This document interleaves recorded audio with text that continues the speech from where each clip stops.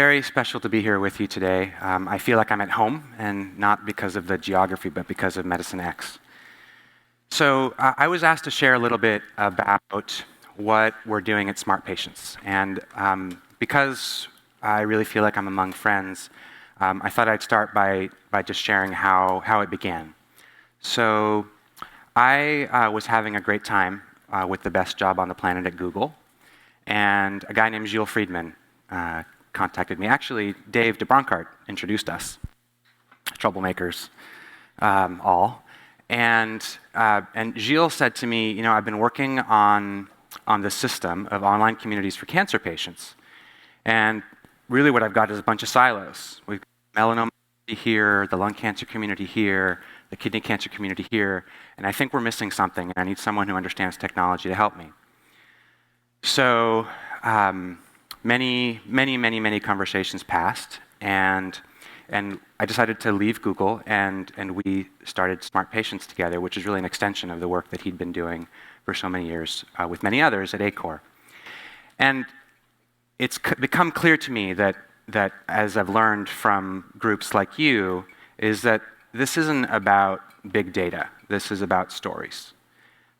This is much more social than science, and even more importantly, it is silly of us to try to make the distinction. So I'm going to give you a quick tour just of what the system looks like, just for context, and then I want to talk about something much more important. So you're seeing here a gently de-identified screenshot from Smart Patients. And Samantha, who was just diagnosed with stage 4 lung cancer, is asking her community, what do I do? Help me feel that I'm not alone, and help me understand how I should anticipate and prepare for the fact that I'm going to start taking this interesting targeted therapy, because not only do I have lung cancer with an EGFR mutation. Patients are talking about science, and they're not weirdos.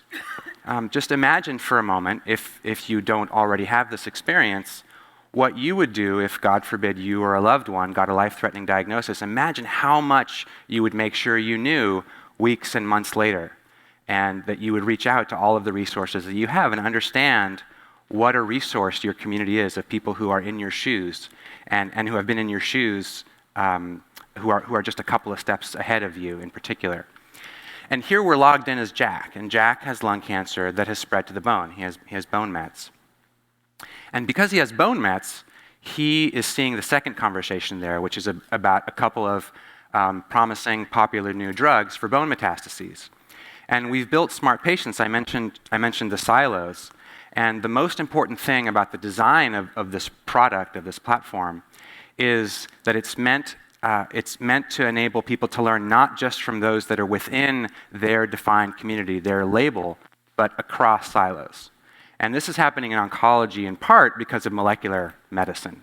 Personalized medicine is actually here in oncology, but we're seeing that it's across all issues. Some of the most important questions are things like, how do I deal with the sibling of a really sick kid? And that's relevant to parents across many different diagnoses, but usually we bucket people by organ system. And there's so much learning that can happen across these buckets. And that's the most important thing that we're trying to tap into. A lot of the conversations are about clinical trials. We didn't mean to do this. In fact, when the first members of our community started saying, hey guys, you're missing something, we said, no, you don't understand. We're not trying to build a clinical trial search engine. We're trying to build a community platform. We said, no, you don't understand. We're talking about clinical trials. Listen to your users. And finally, we did. And so we have a beautiful clinical trial search engine that's not designed to be a search engine. It's designed to let people find trials and, more importantly, have conversations about them. And so, again, these are patients, people talking about science in the context of their lives. And the learning for me and many of us is just spectacular.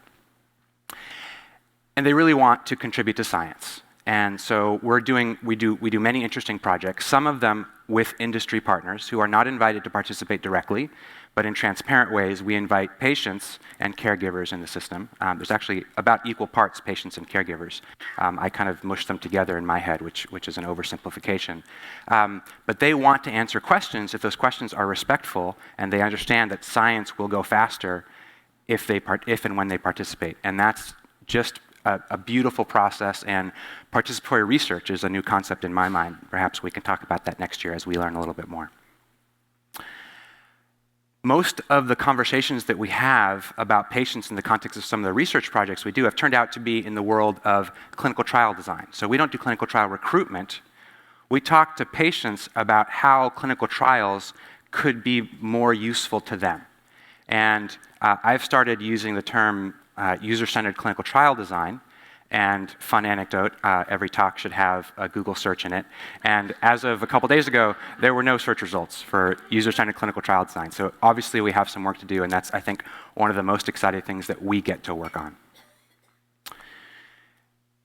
But this is really about stories. Conversations about data without stories, I think are completely missing the point.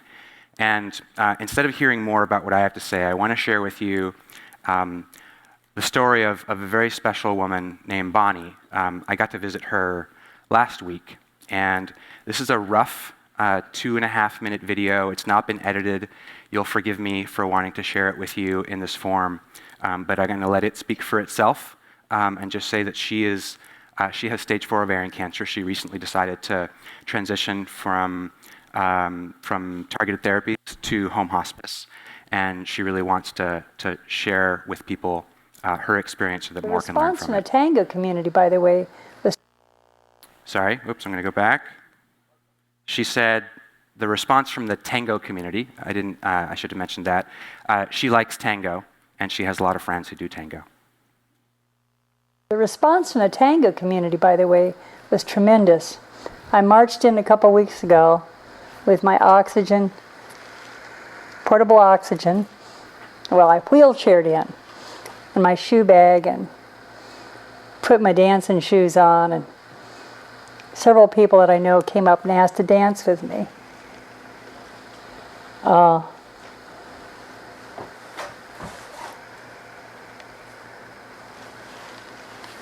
This is what 7 centimeters looks like, kids. These are Argentine tango shoes, Camille Faux, and yes, I can dance in these. Until relatively recently. I think I can still dance now if I didn't run out of air. Say more about when you went to dance last time. Sure. Tango is normally danced in sets of 3 dances. It's called a tanda. And it's considered rude to tell someone thank you and leave before the 3rd song. It's like, kiss off, buddy, I don't want to see you again. And it was real clear to me that with my energy level, I couldn't. And these partners that came up and danced with me understood that. So we'd dance a song, I'd sit down and we'd chat, and then we'd finish up the tanda. It was lovely, and with some of the nicest dancing I've ever had with a couple of these guys. They were so tender, so caring, and one of the things about Argentine tango, this is different than American tango. It's based a lot on the connection between partners. Let me tell you, when you're dependent on that other person for your oxygen, it's a connection like you wouldn't believe. It was really special. And I'm glad I got to do it. I'm sorry I didn't get to do it again. Well, you never know. As, what is it, Mahitable the cat says, there may still be another dance in the old dame yet. How long, I don't know. We'll see. For a long time I said, I found this in a fortune cookie a couple years ago. Dream like you'll live forever. Live like you'll die today. And then I added on to that. And die with your tango shoes on.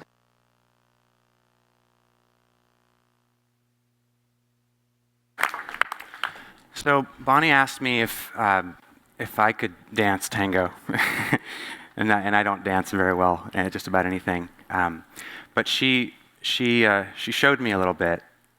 She put on her shoes, her dancing shoes, and she also shared with me that when she used to go to chemo, she would wear her frog hat to kind of lighten the mood a little bit. And she put that on for us. And so, inspired by stories like these, we've collaborated with some interesting friends that we've met, a group called the Story Collider. Some of you may know them. If not, you should look up their podcast. It's incredible. And we're doing a project called Real Cancer Stories. And we just turned it on. We're raising some money to find and beautifully document some of the stories from people like Bonnie that they want told more broadly. The stories in writing in our community are amazing, but many of these stories, you just can't tell without faces and emotions like these. So we actually turned it on last night. A bunch of donations already. Tiny pitch, smartpatients.com/stories. Feel free to tweet. And there's just so much inspiration out there. It makes me feel like I can't believe that I get to do this for a living. I'll stop there and introduce Raj.